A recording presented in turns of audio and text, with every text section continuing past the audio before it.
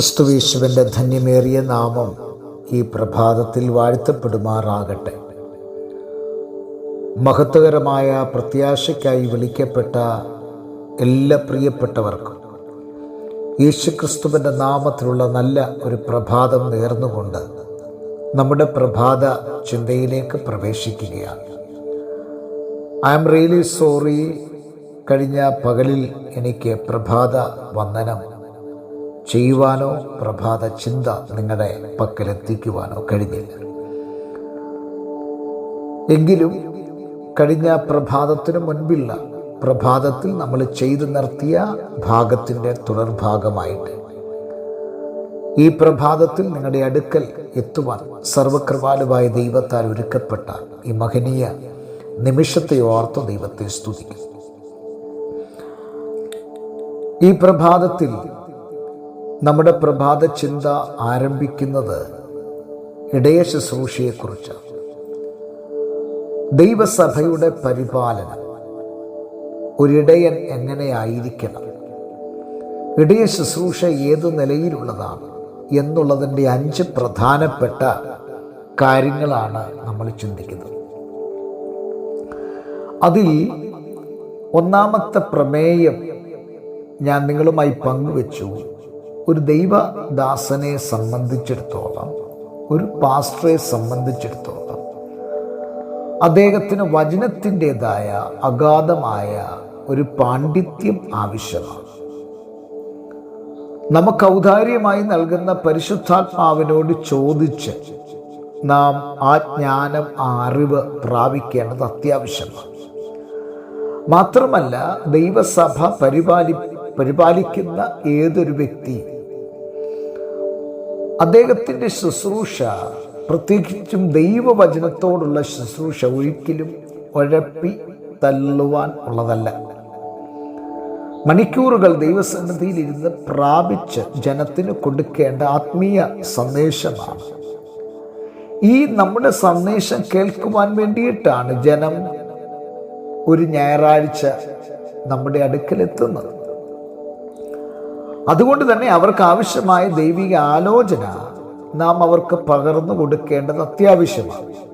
അതുകൊണ്ടാണ് കഴിഞ്ഞ പ്രഭാതത്തിൽ നമ്മൾ ചിന്തിച്ചത്, നാം വചനം ഇവർക്ക് പറഞ്ഞു കൊടുക്കുന്നവരായി മേയിക്കുക എന്ന പദം ഞാൻ പറഞ്ഞു. രണ്ടാമത്തെ ഇന്നത്തെ പ്രഭാതത്തിൻ്റെ ചിന്തയിൽ നിങ്ങളുമായി പങ്കിടുവാൻ ആഗ്രഹിക്കുന്നത് നയിക്കുക, വഴി കാണിക്കുക എന്നുള്ളതാണ്. സങ്കീർത്തനം 23 നമുക്കെല്ലാവർക്കും അറിയാവുന്ന ഒരു സങ്കീർത്തനമാണ്. 1-ാമത്തെ വാക്യം മുതൽ അതിൻ്റെ അവസാനത്തെ വാക്യം വരെ കാണാപ്പാഠം പഠിച്ചിട്ടുള്ളവരാണ് മിക്ക ക്രൈസ്തവരും എന്ന് പറയുന്നത്. അത് സഭാ സംഘടന വ്യത്യാസമില്ലാതെ എല്ലാവർക്കും അറിയാവുന്നൊരു സങ്കീർത്തനമാണ്. ദാവീദ് പാടുന്ന കീർത്തനം, ആ കീർത്തനം, യഹോവ എൻ്റെ ഇടയനാകുന്നു, എനിക്ക് മുട്ടുണ്ടാകുകയില്ല. പച്ചയായ പുൽപ്പുറങ്ങളിൽ അവൻ എന്നെ കിടത്തുന്നു, സ്വസ്ഥതയുള്ള വെള്ളത്തിനരികത്തേക്ക് എന്നെ നടത്തുന്നു, എൻ്റെ പ്രാണനെ അവൻ തണുപ്പിക്കുന്നു. ആ പദം ഇങ്ങനെ പറഞ്ഞു തുടങ്ങുന്ന ആശയം നിങ്ങളൊന്ന് ശ്രദ്ധിച്ചേ.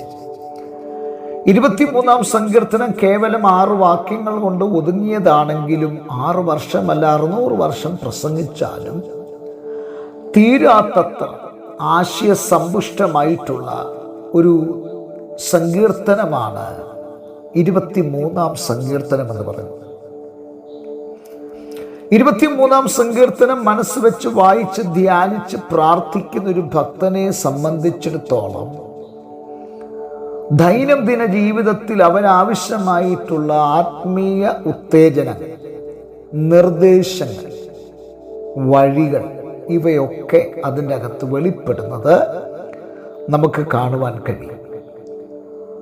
അപ്പോൾ ഈ ഒരു ചിന്ത നിങ്ങളുമായി പങ്കിടുമ്പോൾ നിങ്ങൾ ശ്രദ്ധിച്ച 23-ാം സങ്കീർത്തനത്തിൻ്റെ അകത്ത് രേഖപ്പെടുത്തുന്നത് എന്നെ ചിന്തിപ്പിച്ചൊരു പദം, അവൻ നീതിയുടെ പാതകളിൽ നമ്മെ നടത്തുന്നു എന്നുള്ളത്. എത്ര അർത്ഥവത്തായ ഒരു ഇടയനെ സംബന്ധിച്ചിടത്തോളം അറിഞ്ഞിരിക്കേണ്ട മർമ്മപ്രധാനമായൊരു കാര്യമാണ്. നമ്മുടെ മുൻപിൽ ഇരിക്കുന്ന വിശ്വാസ സമൂഹത്തെ അനീതിയുടെ മാർഗമല്ല നാം പഠിപ്പിക്കേണ്ടത്, മറിച്ച് നീതിയുടെ പാതകളിൽ അവരെ നടത്തുവാൻ നമ്മൾ കടപ്പെട്ടവരാണ്. നമ്മൾ അങ്ങനെ തന്നെ പഠിപ്പിക്കണം. നമ്മുടെ വിശ്വാസ സമൂഹം തെറ്റിപ്പോകുവാനുള്ള കാരണം പലപ്പോഴും അവരെ ശരിയായ മാർഗത്തിലേക്ക് നയിക്കുവാൻ നമുക്ക് സാധിക്കുന്നില്ല എന്നുള്ള ഖേദകരമായ ഒരു വിഷയമാണ്. എന്നാൽ ഈ പ്രഭാതത്തിൽ നിറകണ്ണുകളോടെ ഞാൻ പറയാം, നമ്മുടെ വിശ്വാസ സമൂഹത്തെ നീതിയുടെ പാതകളിൽ നടത്തുന്ന ഒരു നല്ല ഇടയനായിരിക്കണം ദൈവസഭയുടെ ശുശ്രൂഷകൻ എന്ന് പറയുന്നത്.